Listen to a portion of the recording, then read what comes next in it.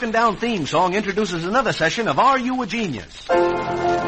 Presented for the American Armed Forces and their allies, and conducted by the master half-wit, the genius who set record lows in every Army classification test, the star of this show, Mel Blanc. That's me, fellas. Who done that? Are you a genius? This is a simple game. All you need is a pencil and paper and a few right answers. I ask a question, then comes music for a half a minute or so, and then I give the correct answer. Each correct answer is worth a certain number of points. I'll give you the value of each question as we go along, and your genius rating is your total score.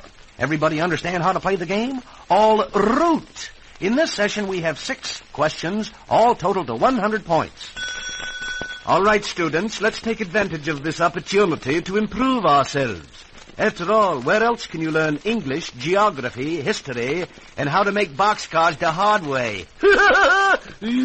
So sit back on your curriculums, and I'll make with the first question. Curriculums, grand word. This one is about the history of American aviation and gets you 15 points to start with. Here it is. In 1911, Galbraith P. Rogers made the first transcontinental airplane flight. It took 50 days with 68 stops, 11 accidents, and 7 wrecks. Today's accepted speed record for transcontinental flight is 7 hours, 28 minutes, and 25 seconds. Who made this record in 1937? 15 points if you can give the name of the man who holds the speed record for transcontinental flight. Come Josephine in my flying machine. Come Josephine in my flying machine. Come Josephine. Come Josephine. Oh, a P-28! Look out! Right to the candy store. Gee, that kid was really flying low. Okay, did you think of his name? It was Howard Hughes. He still holds the American transcontinental flight record, which he established in 1937. Take the first 15 points for your genius score if you remember that the man's name is Howard Hughes. You know, I took a ride the other day with an Army pilot in a new speed plane called the Bullet. We flew just 20 feet above the ground at a speed of 850 miles an hour. How did it affect you, Mel? Well, if you've ever washed a sock and wrung it out by hand, that's how my neck looked when I got back. They had to unwind my head like a watch. Oh, but I was a fool. I tried to read the signboards. Boy, does that Blank exaggerate. You can't believe a thing he says. Who can? Nobody. Ah, shit it. Here we go, kids. Quick as a flash at the second question. This one gets you 10 points if you have a fair knowledge of musicians' jive, the slanguage of swing. It's in 2 parts, and each part that you get right is worth 5 points. Here it is. What 2 instruments would a dance band musician be talking about if he told you that he could play a squeeze box and a dog house? 5 points apiece. What kind of an instrument is a squeeze box, and what is the ordinary name for what a swing musician calls a dog house?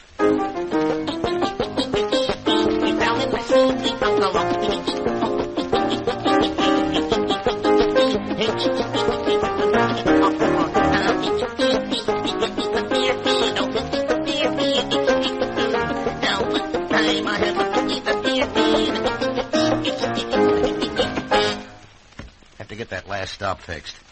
Okay, here's where you get 10 points if you got both parts right. What a dance band musician calls a squeeze box is an accordion, and a doghouse is a bass fiddle. 5 points apiece for the correct answers. A squeeze box is an accordion, and a doghouse is a bass fiddle. You know, I used to play an accordion. I studied for 6 months, and at the end of that time, I couldn't play a thing. But I had the only stomach in town with pleats. What am I laughing for? It hurts. Well, I finally got a job in a nightclub. You should have seen that joint. It was the smallest nightclub I've ever seen. Every time the trombone player reached out for a low note, he dragged 2 more customers in off the sidewalk. Yep, the manager of the club didn't like the way I played, but it was always very smoky in there, and the accordion was the only air conditioning he could afford. Where was I? Oh, yes, shoot $2 or any part. No, that wasn't it. I'm sure that wasn't it. I haven't got $2. Oh, the question. Yes, I forgot. All ready for the third query? Goody. This one is also about airplanes and gets you 15 points if you come up with the right retort. Here it is. If you've ever watched an airplane in flight, you know that as the plane gains altitude, it gradually appears smaller to the eye. But does the shadow of an airplane grow smaller as the plane gains altitude? 15 points if you know the correct answer. Does the shadow of an airplane in the air grow smaller as the plane gains altitude? Oh, Rio, I'm flying down to Rio. Oh, Rio, I'm flying down to Rio. How did that get in there? Oh, Rio, I'm flying down to Rio.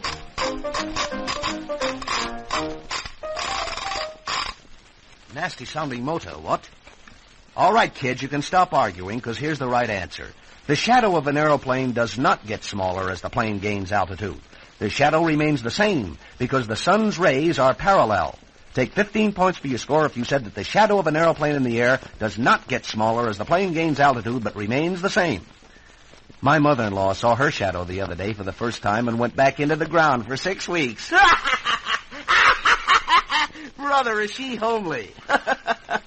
But she's a wonderful woman. I keep telling her as she twists my arm. Let go, more! Here we are at question number 4. This one nets a goodly 15 points if you should happen to know the answer. But if you don't, you'll learn something very important and worthwhile. This is it. In military abbreviations, what do the letters USAFI mean? For 15 points, what do the letters USAFI stand for?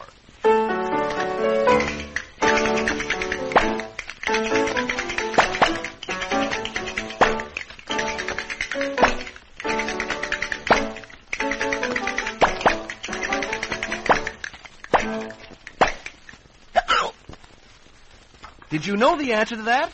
If you did, you've got another 15 points for your score. But if you didn't, here is where you learned something. USAFI stands for the United States Armed Forces Institute, the official War and Navy Department school.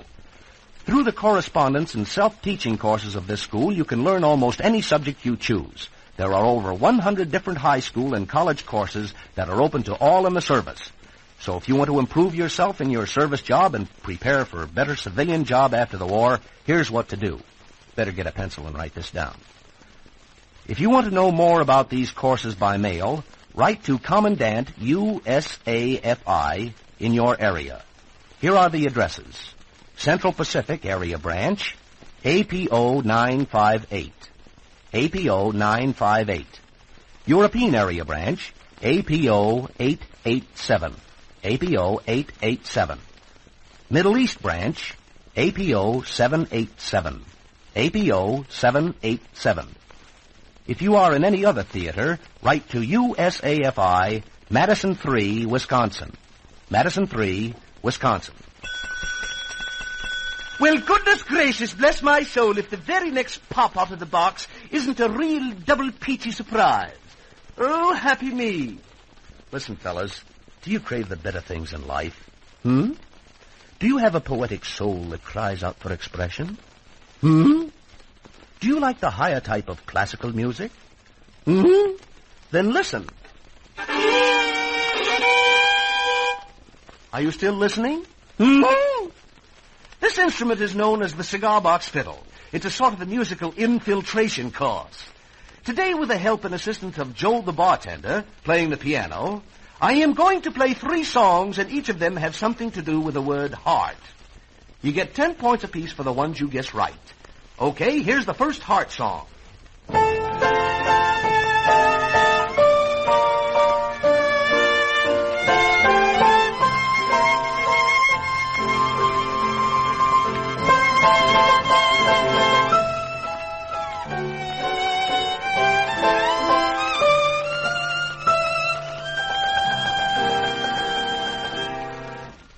That was Deep in My Heart, played without a rehearsal and without even coming close to the melody. However, if you recognize it as Deep in My Heart, you have the first 10 of the 30 points available on this question. And here is the next song that has something to do with the heart.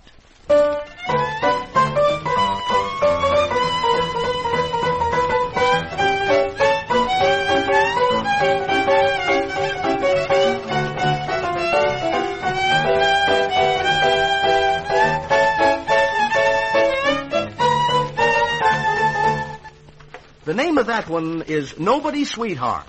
If you guessed it, you can take another 10 points, and here is the last heart tune. This one is a little on the higher class side than the last one, and I'll give you the hint that it was written by Rogers and Hart, who never suspected that we were going to get a hold of it.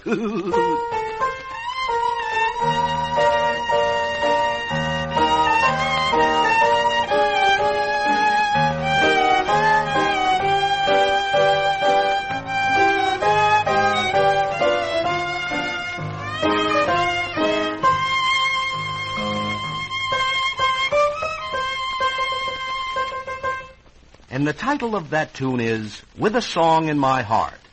Take the last 10 points for the musical memory quiz if you knew With a Song in My Heart. Get ready now for the last puzzler in this session. 15 points if you get this one right.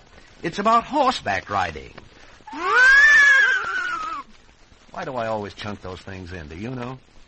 On which side of a horse is it proper to mount? The right or the left? Which side of a horse is the proper side to mount from? The horse's right or left side?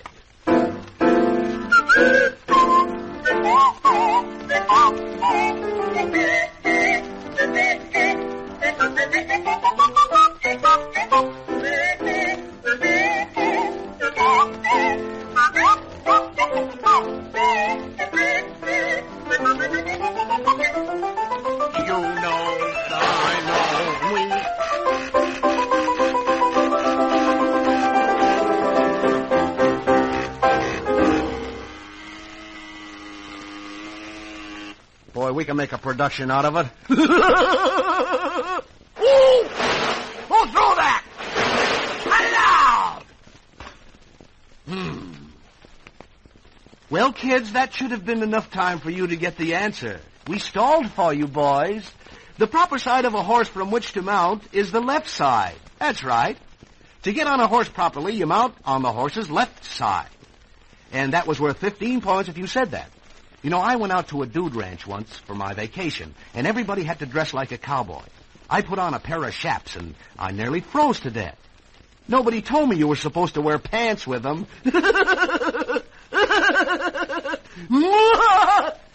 Oh, stop it, Mel, you silly, silly boy. Be serious. How do you expect these fellows to look up to you if you keep lying there on the floor?